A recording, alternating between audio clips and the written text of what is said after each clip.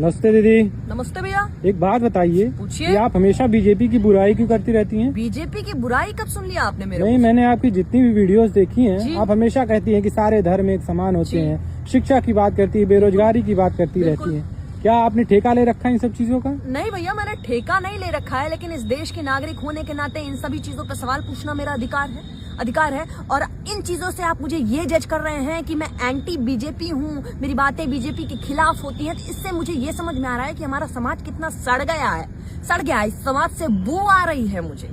ना ही मैं बीजेपी के साथ हूँ, ना ही मैं कांग्रेस के साथ हूँ, ना ही मैं सपा के साथ हूँ, ना ही मैं बसपा के साथ हूँ, और ना ही मैं आम आदमी के पार्टी के साथ हूँ, क्योंकि मुझे ये बात पता है कि ये जो पार्टियां हैं ये हमारे देश के लिए बनाई गई हैं, ये हम सब नागरिकों के लिए बनाई गई हैं कि हमारे देश को आगे बढ़ा सके, ना कि देश इन पार्टियों को आगे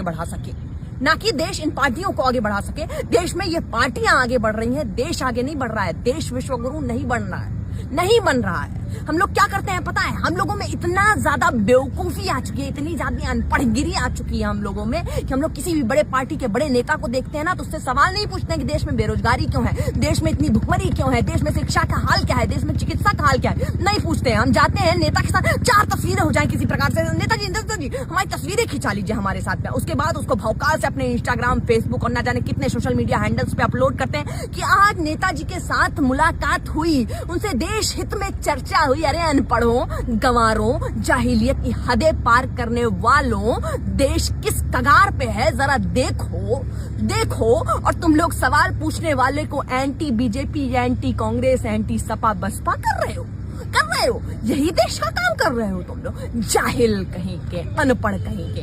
ये जो नेता हैं, तुम्ही लोगों के पैसे से खुद का बंगला बना रहे हैं, खुद की गाड़ियां खरीद रहे हैं, विदेशों में आराम फरमा रहे हैं, इनसे सवाल नहीं पूछा जाता तुमसे। और जो सवाल पूछता है उस पर अलग तलवारें लगाते हो गले पर। कब सुधरोगे अनपढ़ो, कब सुधरोगे?